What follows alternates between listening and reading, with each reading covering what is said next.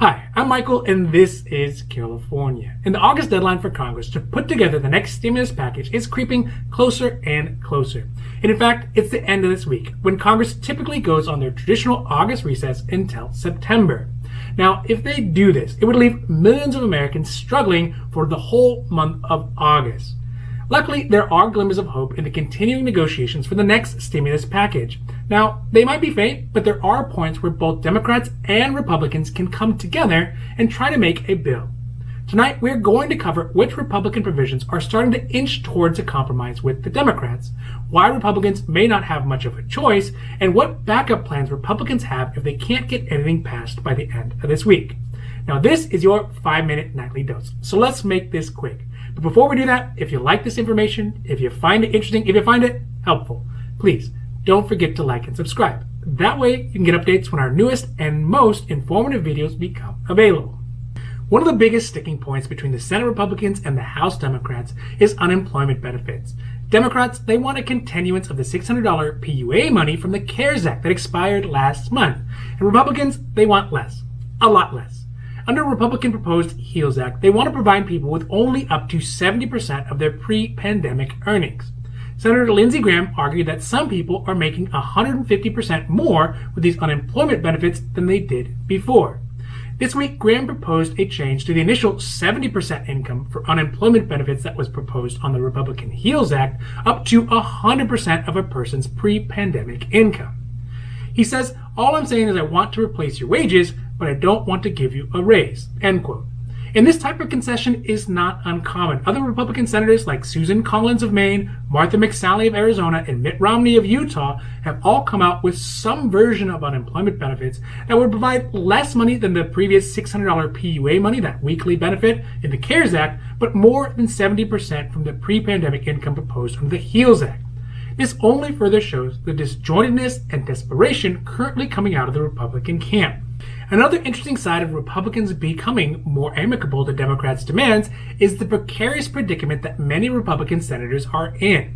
This being an election year, not only do they have to defend their seats in Congress, but they also have to distribute large government assistance to Americans who are in need, which is really sort of not their thing.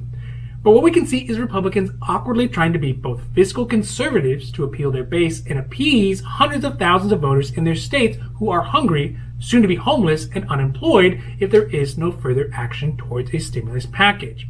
The perfect example of this is Lindsey Graham, who, having been a South Carolina senator since 2003, is now only leading his election competitor by 1%. One of the closest races that he has ever been in. And he's not alone. There are Republican senators across the country who have to walk the tightrope of appearing to be fiscally conservative, but also having to get money to help their people. And the point of this is that these types of situations are driving some Republican senators who are not shoo-ins for their own re-elections to have to make out of the ordinary deals with Democrats to show they're doing something for their constituencies. And this is another big driver pushing Republicans towards making another deal. Lastly, to add some insight to what might happen in the next 10 days, some Senate Republicans have reported that they're being told to be ready to stick around in the Capitol into the next week if the stimulus deal cannot be brokered by the end of this week. Senator Roy Blunt of Missouri said, "We have been told that we would likely be back next week, unless somehow we can finish this week." And Senator John Cornyn from Texas, who's an advisor to Mitch McConnell, said, "We'll be back in session next week if we don't get a resolution this week." So needless to say, this appears to be a good sign, because if Republicans saw negotiations as impossible, then they wouldn't bother sticking around for an extra week. But then again, this is Congress, and maybe it's all just for show. Overall, I think these signs are promising. One, because Republicans are starting to feel the heat, and they're beginning to move towards Democrats on points that were previously non-starters. Two, because it's an election year, and if they go home to their districts over the break without any deal, there's going to be a lot of answering to do. And finally, I think that in the cycle of negotiations, all the bluster has been done. All the grandstanding and conservative virtue signaling is done.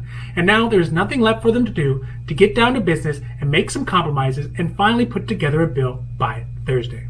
This has been your 5-minute nightly dose. And I hope that you found it interesting or helpful or at least useful. If you did, please don't forget to like and subscribe. That way you can get updates when our newest and most informative videos become available. Also, we here at Carelifornia, we know health insurance. If you have any questions about your health insurance, leave those down below. We'll be happy to make a new video or a new post for that as well. Now, other than that, I am Michael, and this is Carelifornia, wishing you a happy, healthy